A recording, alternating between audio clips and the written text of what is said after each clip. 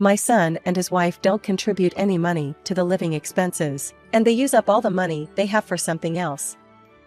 They have no savings, and when they asked for my credit card and paycheck, I told them that I couldn't give them. What? Why not? I'm your eldest son, and you are supposed to listen to me. What?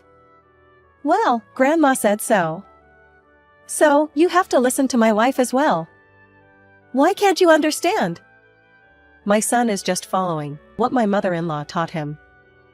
That night, after everyone had gone to sleep, I left the house in the darkness. I have a job. When I started working, there was a deep-seated resentment towards women working, and the common belief was that women should stay at home and have children. My mother-in-law, like many others, constantly said such things. My husband and I had an arranged marriage, and our parents were close, but I believe my husband and I also got along well. Because my husband was the eldest son, it was already decided that we would live with his parents from the beginning of our marriage. As I started living with them, my mother-in-law began making snide remarks. She didn't like that I was working, and her favorite phrase was, "We are financially stable, so hurry up and have children."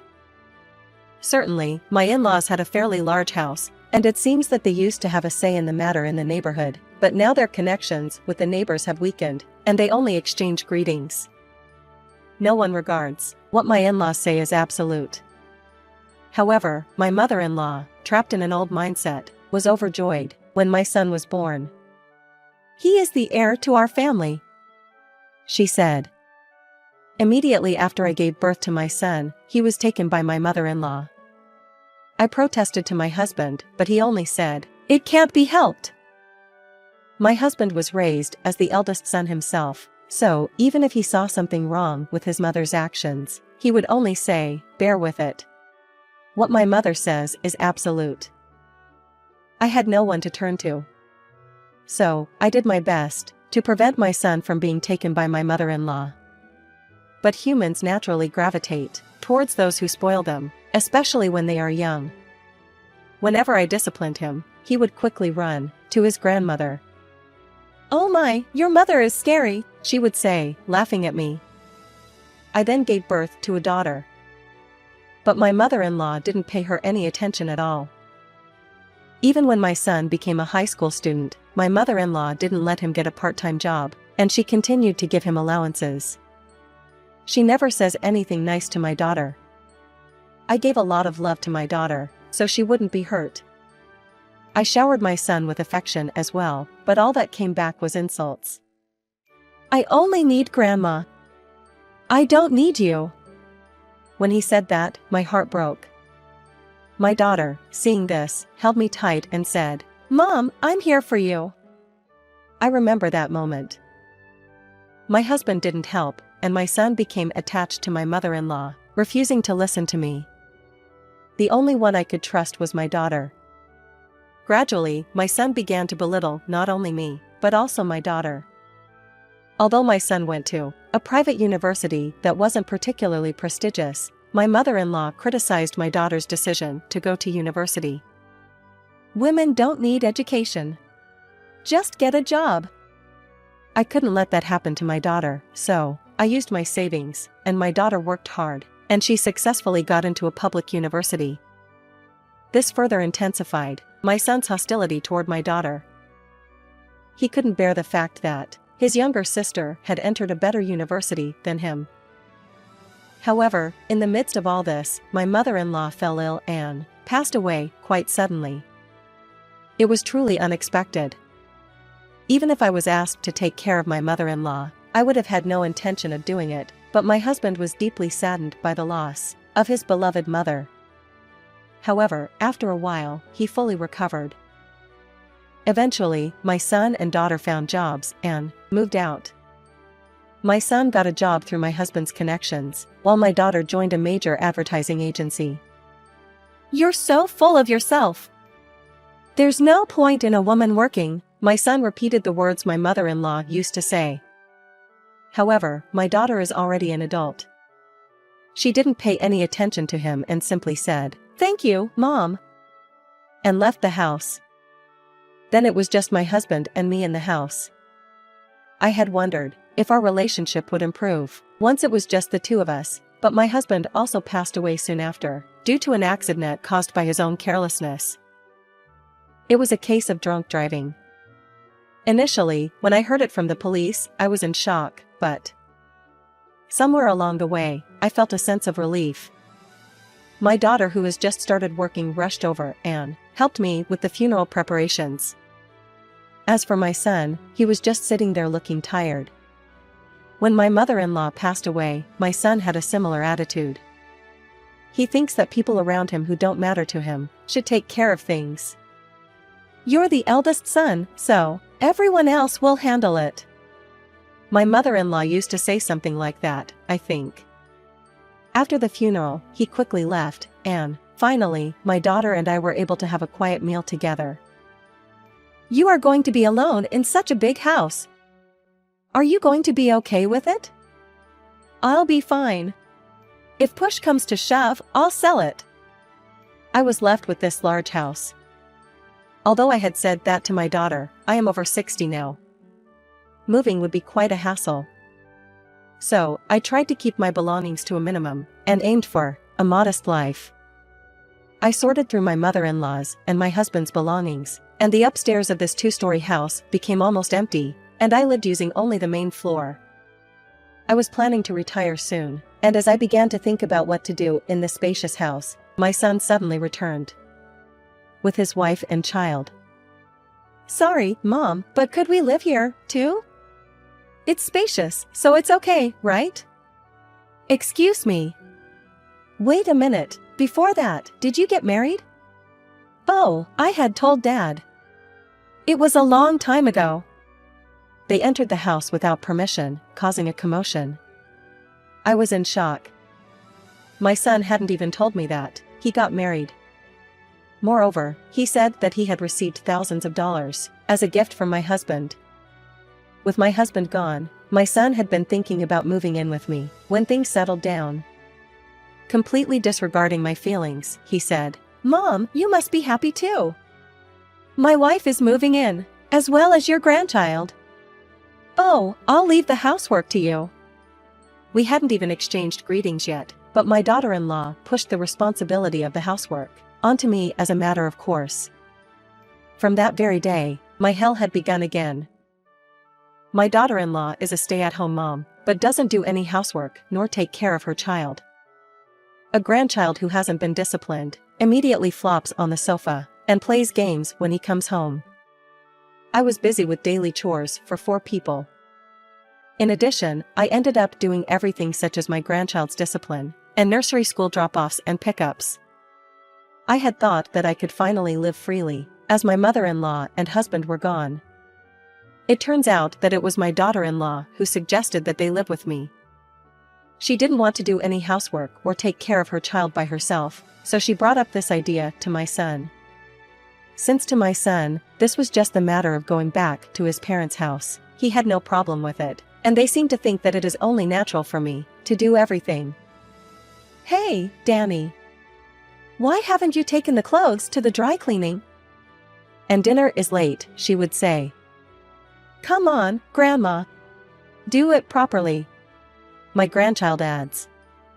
My daughter-in-law insults me every day, and my grandchild joins in, laughing. My son pretends not to notice. Even when I cook, they find fault with it, demand that I redo the cleaning, and yet they don't contribute a penny to the living expenses. My son and his wife don't contribute any money to the living expenses, and they use up all the money they have for something else. They have no savings, and when they asked for my credit card and paycheck, I told them that I couldn't give them. "What? Why not? I'm your eldest son, and you are supposed to listen to me." "What?" "Well, Grandma said so. So, you have to listen to my wife as well. Why can't you understand?" My son is just following what my mother-in-law taught him. He believes he can treat his mother however he wants, because he's the eldest son. His actions tell all. That night, after everyone had gone to sleep, I fled the house in the darkness. I clutched a bag containing only my wallet and phone, and made my way to a nearby park. With trembling hands, I called my daughter. Although it was middle of the night, she listened to my entire story. I confessed that I was being treated like a housemaid, that they wanted to take my salary and savings, and that I wanted to leave this house, all while crying.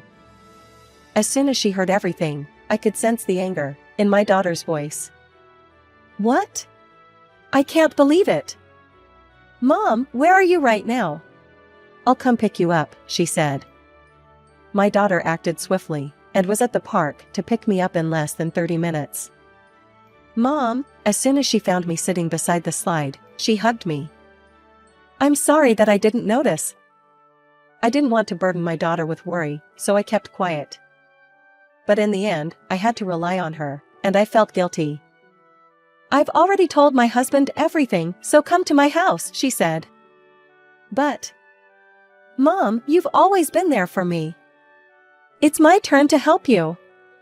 My daughter, who became reliable, took me by the hand and drove me to the condo where she and her husband lived. Upon arrival, my son-in-law greeted me. "You must have been cold. Please come in quickly." When my daughter got married, she didn't want to spend money, so she didn't have a wedding ceremony nor go on a honeymoon. I had only met him once before they got married, but he still had a kind and gentle look. "Starting today, you live here. You don't need to go back to that place anymore," she said. "I wonder if your brother will agree," I responded. "Leave it to me," she said with an adorable smile. Seeing that expression, I finally felt at ease. My son-in-law prepared a warm drink for me, and after drinking it, I took a long bath. They prepared a very comfortable bed for me, and for the first time in a long time, I was able to sleep undisturbed. It might have been the first time since I got married. The next day, as expected, my son called my daughter. "Hey, what's going on? Give Mom back. We need her for household chores. It's her job. Mom won't be going back there. It seems like you've treated her pretty badly." His sister, whom he had looked down upon, retorted. Upon hearing this, my son erupted in anger. "I'm living together for her, you know. She should be grateful. She can even spend time with her grandchild. But, Cooper, you haven't been contributing to the living expenses, right? How could you make Mom pay for you when she is ready to retire? It's a mother's duty to serve her son. If you have a problem with it, why don't you try living with her?" Upon hearing those words, my daughter smirked. "Sure, I will." "Are you sure? A woman like you is living totally depending on her husband, right? Even if you beg me to help you when Mom needs a caregiving, I will never help you. Cooper, the same goes for you. And no matter what happens, don't ever come asking for help from us. Of course. Don't ever contact me again." After my daughter finished what was hardly a sibling conversation, she took immediate action. She went with her husband to my house and took my belongings out of the house. Since I had kept my possessions to a minimum, it was just about 2 moving boxes. "What's in it for you if you take in an old woman like her? You've always been foolish." My son apparently kept saying these things to my daughter and her husband as they packed, but she simply ignored him and returned home. She had brought my bank book and other important documents as well. I unpacked my belongings and started a life with my daughter and her family. However, our homes were separate. My daughter and her husband rented the unit right next to theirs for me, ensuring that we have our own spaces. "Mom, you must be tired of living with someone else. Take it easy for a while. It's not right. Mom, it's okay to start using your time for yourself now." My daughter hugged me tightly, and tears welled up in my eyes. I've suffered from living with someone else, I mean living with my mother-in-law, and then with my son's family, so I have nothing but gratitude to my daughter for preparing a separate unit for me. Even though we now live in adjacent rooms, my daughter never relies on me She handles everything, including housework, and even picking up her child from daycare, sometimes using babysitters or family support services. I couldn't just watch her doing it all.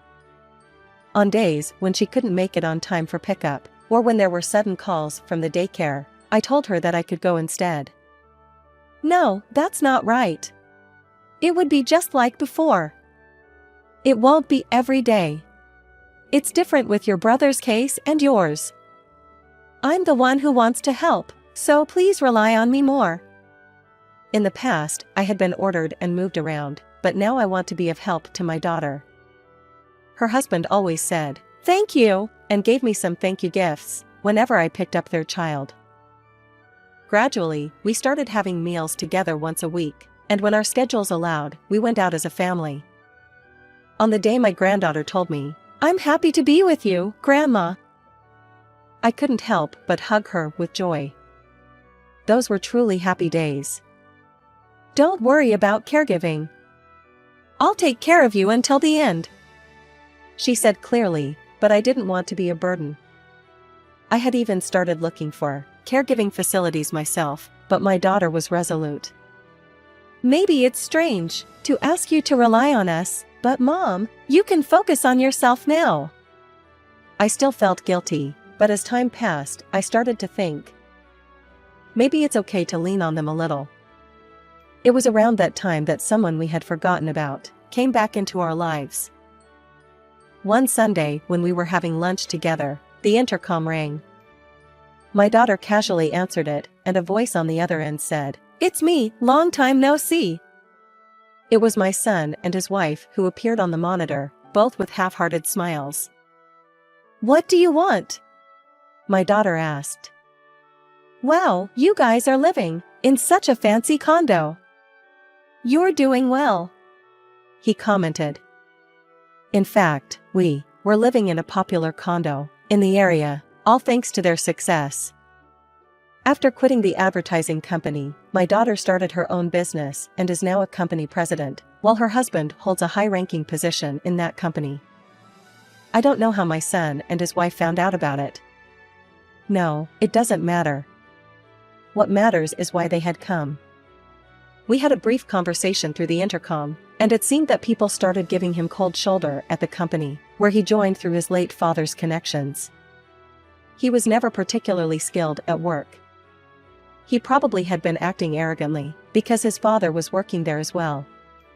But after my husband passed away, they may have stopped treating my son with extra consideration. My son expected everyone to cater to him. He couldn't understand how it had come to this. Yet, he came to ask my daughter and me, whom he had looked down on, for help.